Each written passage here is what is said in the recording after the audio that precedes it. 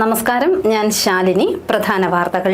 കോട്ടയം ജില്ലയിൽ പാചകവാതക വിതരണം താളം തെറ്റുന്നു. വാണിജ്യാവശ്യങ്ങൾക്കുള്ള സിലിണ്ടറുകൾ കിട്ടാനില്ല. നിരവധി ഹോട്ടലുകൾ അടച്ചു. ഗ്യാസ് ഏജൻസികൾക്ക് മുന്നിൽ ജനങ്ങളുടെ നീണ്ട നിര. ഇടക്കുന്നത്ത് 4 കുടുംബങ്ങളുടെ കുടിവെള്ളം മുട്ടിച്ച് ക്രൂരത. കിണറ്റിൽ സാമൂഹ്യവിരുദ്ധർ കരിയോയിൽ ഒഴിച്ചു. കരിയോയിൽ ഒഴിച്ചത് വല്ലപ്പുഴയിൽ ഷാനവാസിന്റെ കിണറ്റിൽ. പാമ്പാടി ടൗണിലെ കരിമ്പിൻ തോട്ടിൽ മാലിന്യ കൂമ്പാരം. വെള്ളം കൃമികീടങ്ങൾ പെരുകി ദുർഗന്ധം വമിക്കുന്നു. പഞ്ചായത്ത് അധികൃതരും ആരോഗ്യവകുപ്പും പരിശോധന നടത്തി. നാട്ടകത്തെ അക്ഷരം മ്യൂസിയം തുടർഘട്ടങ്ങളുടെ നിർമ്മാണോദ്ഘാടനം ശനിയാഴ്ച. സർക്കാർ അനുവദിച്ചത് 16 കോടിയിലധികം രൂപ. വാർത്തകൾ വിശദമായി. പാചകവാതക വിതരണത്തിൽ നിയന്ത്രണം വന്നത് ഹോട്ടലുകളെയും റെസ്റ്റോറന്റുകളെയും ആശങ്കയിലാഴ്ത്തുന്നു. ഗാർഹിക ഉപഭോക്താക്കൾക്ക് മാത്രം പാചകവാതകം പരിമിതപ്പെടുത്തിക്കൊണ്ടാണ് കേന്ദ്ര സർക്കാർ ഉത്തരവായിരിക്കുന്നത്. കോട്ടയം നഗരത്തിലെ പല ഹോട്ടലുകളും ഇപ്പോൾ ഗ്യാസിന് ക്ഷാമം നേരിടുകയാണ്. രാജ്യത്തെ ഇന്ധനക്ഷാമം നിയന്ത്രിക്കുന്നതിനായി കേന്ദ്ര പെട്രോളിയം മന്ത്രാലയം പുതിയ നിർദ്ദേശം പുറത്തിറക്കി. വാണിജ്യ ആവശ്യങ്ങൾക്കുള്ള സിലിണ്ടറുകൾക്ക് കർശന നിയന്ത്രണം ഏർപ്പെടുത്തിയതോടെ ഹോട്ടലുകളും റെസ്റ്റോറന്റുകളും വലിയ പ്രതിസന്ധിയിലായിരിക്കുകയാണ്. പല ഹോട്ടലുകളിലും പ്രതിദിനം 2 മുതൽ 5 വരെ ഗ്യാസ് സിലിണ്ടറുകളാണ് ആവശ്യമായത്.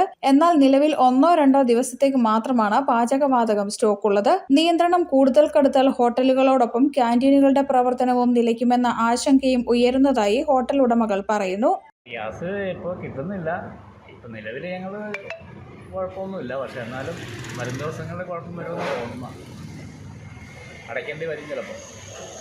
ഫുഡ് സേഫ്റ്റി നിയമം നിലവിൽ വന്നതോടെ വിറകടുപ്പുകൾ ഒഴിവാക്കി പാചകവാതകമാണ് ഹോട്ടലുകളിൽ പൂർണ്ണമായും ഉപയോഗിച്ചുകൊണ്ടിരിക്കുന്നത്. ഇതോടെ മറ്റു മാർഗങ്ങളിലേക്ക് മാറാനും ഉടൻ സാധിക്കാത്ത സ്ഥിതിയാണ്. ഗ്യാസ് ക്ഷാമം തുടർന്നാൽ ലഭ്യമായ സിലിണ്ടറുകൾക്ക് കൂടുതൽ വില നൽകേണ്ടി വരുമെന്നും അതോടെ ഭക്ഷണ വിലയും ഉയരാനിടയുണ്ടെന്നുമാണ് ഹോട്ടൽ മേഖലയിലെ ആശങ്ക. അതേസമയം ഗാർഹികാവശ്യങ്ങൾക്കുള്ള സിലിണ്ടറുകൾക്ക് ക്ഷാമം വന്നേക്കുമെന്ന ഭയപ്പാടിൽ ഗ്യാസ് സിലിണ്ടർ വാങ്ങാനായി ഏജൻസികളിൽ ഉപഭോക്താക്കളുടെ നീണ്ട നിരയും കാണപ്പെടുന്നു.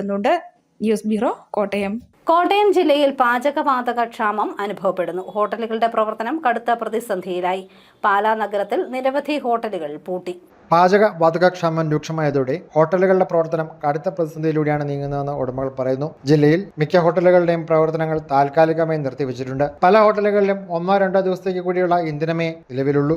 വാണിജ്യ സിലിണ്ടറുകളുടെ വിതരണം നിലച്ചതോടെ വരും ദിനങ്ങളിൽ കൂടുതൽ ഹോട്ടലുകൾ പൂട്ടേണ്ടി വരുമെന്നാണ് ഉടമകൾ പറയുന്നത്. സ്വകാര്യ ഹോസ്റ്റലുകളിൽ മെസ് സംവിധാനം മുടങ്ങിയതിനാൽ കുട്ടികൾ വീടുകളിലേക്ക് മടങ്ങിയിട്ടുണ്ട്. നാട്ടിൻപുറങ്ങളിൽ ഹോട്ടലുകാർ വിറകടുപ്പുകളിലേക്ക് മാറിയിട്ടുണ്ട്.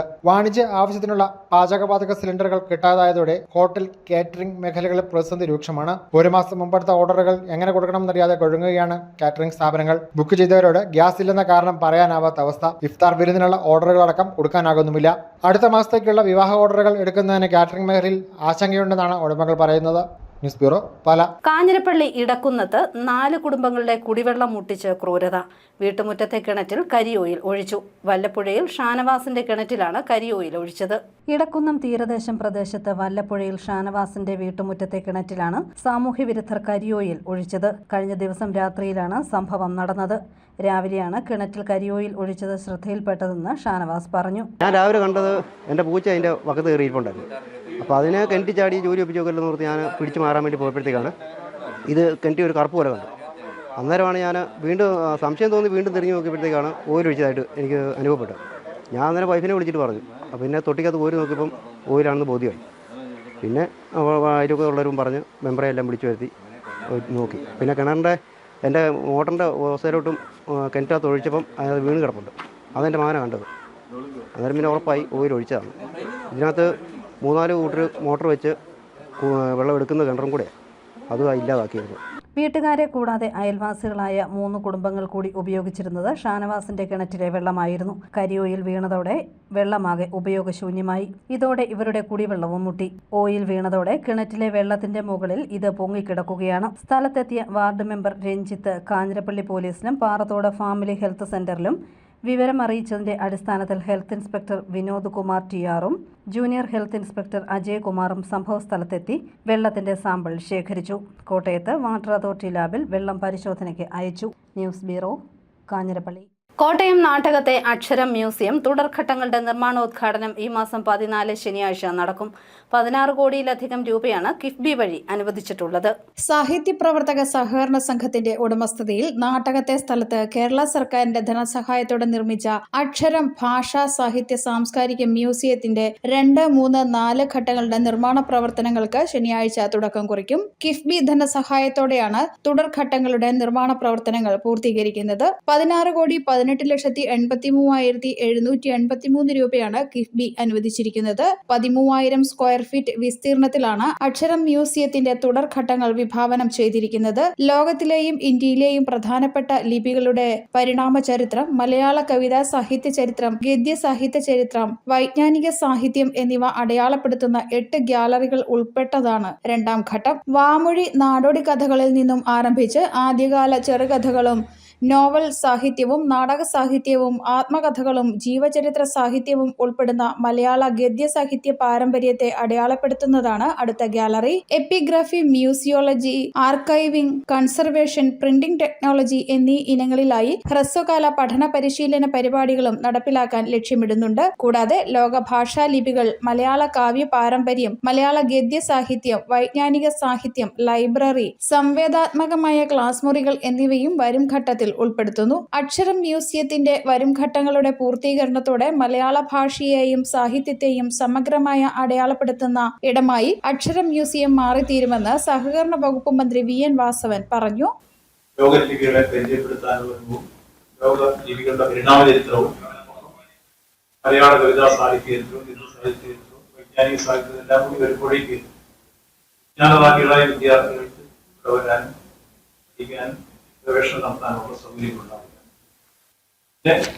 മലയാള കവിതാ സാഹിത്യത്തെ പറ്റിയുള്ള ഗാലറിയും നാടോടി പാട്ട് വായനത്തിൽ നിന്നാരംഭിച്ച് സംഘകാല സാഹിത്യവും പ്രാചീന മലയാള സാഹിത്യവും ഭക്തപ്രസ്ഥാനവും മണിപ്രവാള സാഹിത്യവും വെൺമരി കവിതകളും ശിലാസാഹിത്യവും തുടങ്ങിയ ആധുനിക കവിതകളിലേക്ക് പൂർണ്ണമായി അടയാളപ്പെടുന്നതായിരിക്കും നമ്മുടെ നിർമ്മാണ ഘട്ടം. സംസ്ഥാന വിദ്യാഭ്യാസ വകുപ്പ് പാഠ്യപദ്ധതിയുടെ ഭാഗമായുള്ള യാത്രയിൽ സന്ദർശിക്കേണ്ട ഇടമായി അക്ഷരം മ്യൂസിയത്തെ ഉൾപ്പെടുത്തിയിട്ടുണ്ട്. Epigraphy, museology, archiving, conservation, printing technology എന്നീ ഇനങ്ങളിലായി ഹ്രസ്വകാല പഠന പരിശീലന പരിപാടികളും നടപ്പിലാക്കാൻ ലക്ഷ്യമിടുന്നുണ്ട്.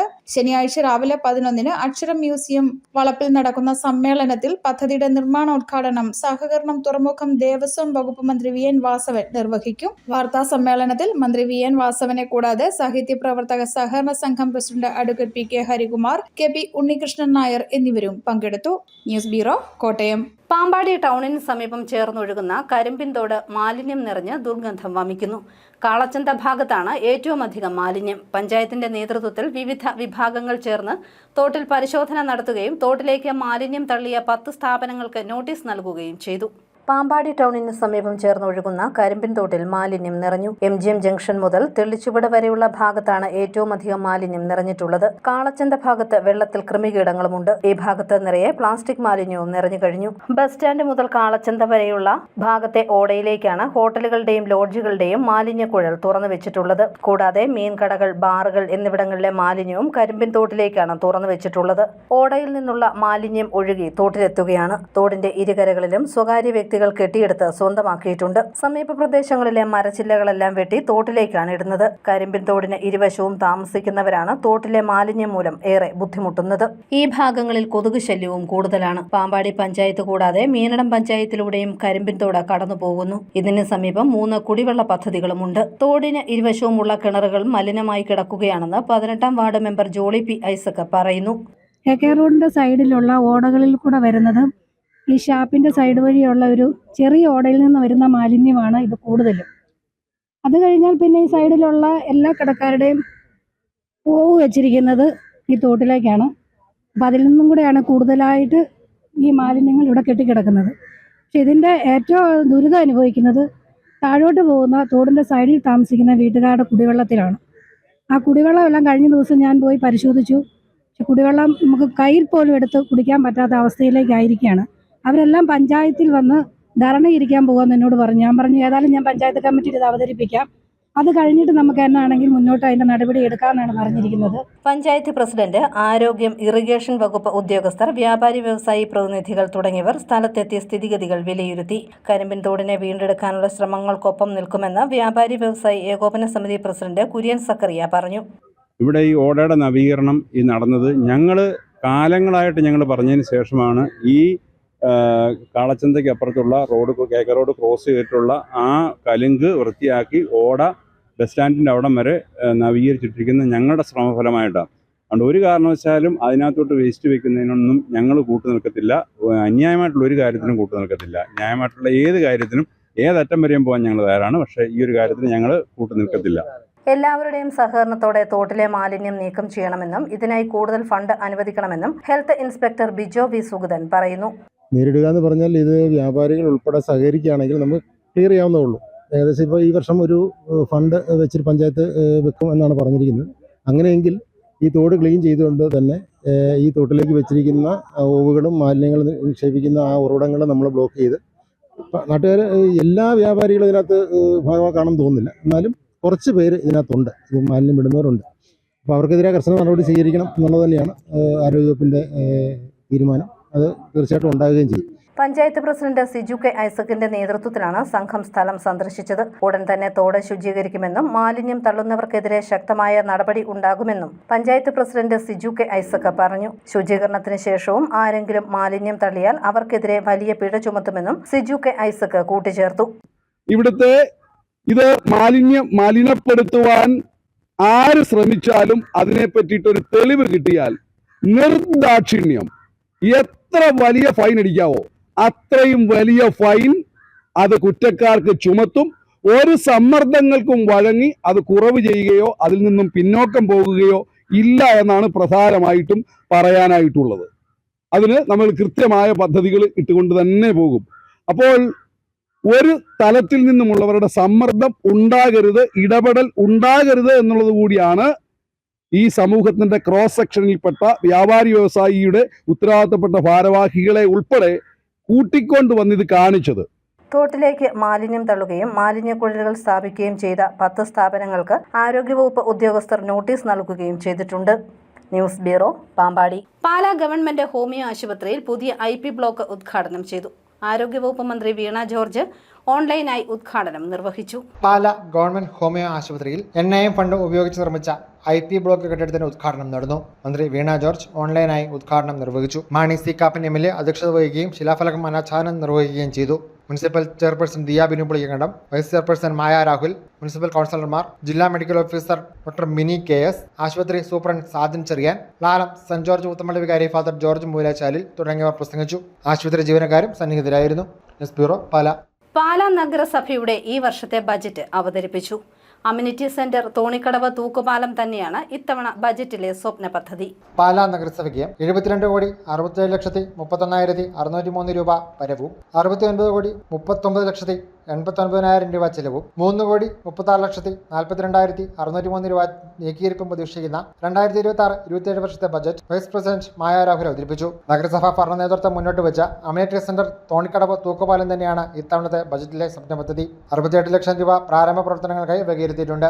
അടിസ്ഥാന സൗകര്യ വികസനം, റോഡ് നവീകരണം, കുടിവെള്ള വിതരണം, ശുചിത്വം, ആരോഗ്യ സംരക്ഷണം, സാമൂഹ്യക്ഷേമം എന്നിവയ്ക്ക് മുൻഗണന നൽകുന്ന ബജറ്റാണിത്. ഓഫീസ് കെട്ടിടത്തിന് ലിഫ്റ്റ് സ്ഥാപിക്കുന്നതിനും RV പാർക്കിൽ പവലിയൻ നിർമ്മാണത്തിനും പാലായെ ലഹരിമുക്തമാക്കുന്നതിനും മൃഗസംരക്ഷണത്തിനും ഉൽപാദന മേഖലയ്ക്കായും തുകകൾ വകയിരുത്തിയിട്ടുണ്ട്. നഗരസഭാ അധ്യക്ഷ ദിയ ബിനു അധ്യക്ഷയായിരുന്നു. മുനിസിപ്പൽ സ്റ്റാൻഡിംഗ് കമ്മിറ്റി ചെയർമാൻമാരും കൗൺസിലർമാരും ജീവനക്കാരും പങ്കെടുത്തു. ബജറ്റ് സ്വാഗതാർഹമെന്ന് പ്രതിപക്ഷം പറഞ്ഞു. News bureau, Pala. സ്വന്തം നാടായ വാഗമണ്ണിൽ ആദ്യ സിനിമയുടെ ഷൂട്ടിംഗ് നടക്കുന്നതിനിടെ ഇരട്ടി മധുരം സമ്മാനിച്ച് ദേവലക്ഷ്മിക്ക് നാട്യരത്ന ദേശീയ അവാർഡ്. ഭരതനാട്യം, കുച്ചിപ്പുടി, മോഹിനിയാട്ടം തുടങ്ങിയ നൃത്ത ഇനങ്ങളിൽ മികവ് തെളിയിച്ചിരിക്കുകയാണ് ഈ കൊച്ചുമിടുക്കി. ബഹുജന സാഹിത്യ അക്കാദമിയുടെ നാട്യരത്ന ദേശീയ അവാർഡ് വാഗമൺ സ്വദേശിനി ദേവലക്ഷ്മി ജയ്ക്ക്. പാലാ ചാവറ സ്കൂളിലെ 9ാം ക്ലാസ്സുകാരിയാണ് ദേവലക്ഷ്മി ജയ്.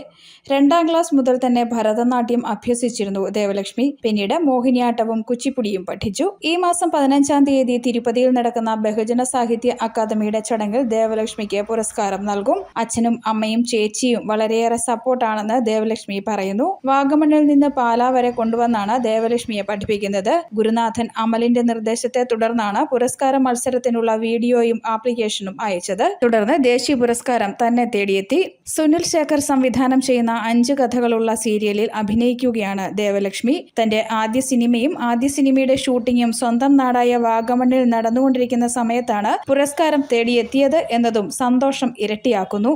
News bureau, Kottayam. സാഹിത്യ പ്രവർത്തക സഹകരണ സംഘം ഏർപ്പെടുത്തിയിട്ടുള്ള അക്ഷരം പുരസ്കാരം UK കുമാരന്. അദ്ദേഹത്തിന്റെ തക്ഷൻകുന്ന് സ്വരൂപം എന്ന കൃതിയാണ് 6ാമത് അക്ഷര പുരസ്കാരത്തിന് അർഹമായത്. 1.25 ലക്ഷം രൂപയും പ്രശസ്തി പത്രവും ശില്പവും അടങ്ങുന്ന അവാർഡ് ശനിയാഴ്ച നാട്ടകത്ത് വെച്ച് സമ്മാനിക്കും. പ്രധാന വാർത്തകൾ ഒരിക്കൽ കൂടി. കോട്ടയം ജില്ലയിൽ പാചകവാതക വിതരണം താളം തെറ്റുന്നു. വാണിജ്യാവശ്യങ്ങൾക്കുള്ള സിലിണ്ടറുകൾ കിട്ടാനില്ല. നിരവധി ഹോട്ടലുകൾ അടച്ചു. ഗ്യാസ് ഏജൻസികൾക്ക് മുന്നിൽ ജനങ്ങളുടെ നീണ്ട നിര. ഇടക്കുന്നത്ത് 4 കുടുംബങ്ങളുടെ കുടിവെള്ളം മുട്ടിച്ച് ക്രൂരത. കിണറ്റിൽ സാമൂഹ്യ വിരുദ്ധർ കരിയോയിൽ ഒഴിച്ചു. കരിയോയിൽ ഒഴിച്ചത് വല്ലപ്പുഴയിൽ ഷാനവാസിന്റെ കിണറ്റിൽ. പാമ്പാടി ടൗണിലെ കരിമ്പിൻ തോട്ടിൽ മാലിന്യ കൂമ്പാരം. വെള്ളം കൃമികീടങ്ങൾ പെരുകി ദുർഗന്ധം വമിക്കുന്നു. പഞ്ചായത്ത് അധികൃതരും ആരോഗ്യവകുപ്പും പരിശോധന നടത്തി. നാട്ടകത്തെ അക്ഷരം മ്യൂസിയം തുടർഘട്ടങ്ങളുടെ നിർമ്മാണോദ്ഘാടനം ശനിയാഴ്ച. സർക്കാർ അനുവദിച്ചത് 16 കോടിയിലധികം രൂപ. ഈ ബുള്ളറ്റിൻ പൂർണ്ണമാകുന്നു. നമസ്കാരം.